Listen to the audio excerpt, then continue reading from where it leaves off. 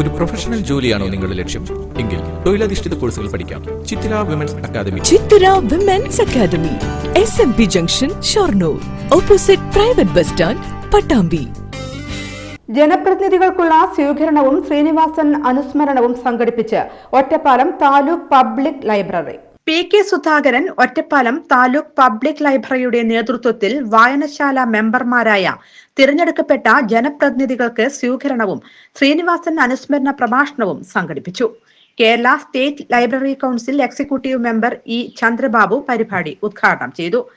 അതോടൊപ്പം നടനും തിരക്കഥാകൃത്തും സംവിധായകനുമായ ശ്രീനിവാസന്റെ അനുസ്മരണ സദസ്സുമാണ് ഇവിടെ സംയുക്തമായി സംഘടിപ്പിക്കപ്പെട്ടിട്ടുള്ളത്.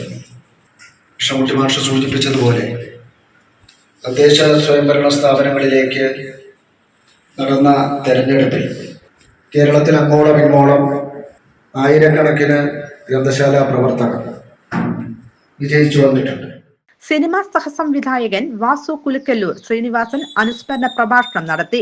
Taluk library council president I Shaju തെരഞ്ഞെടുക്കപ്പെട്ട ജനപ്രതിനിധികൾക്ക് സ്വീകരണം നൽകി. ശ്രീകൃഷ്ണപുരം കൃഷ്ണൻകുട്ടി അധ്യക്ഷത വഹിച്ചു.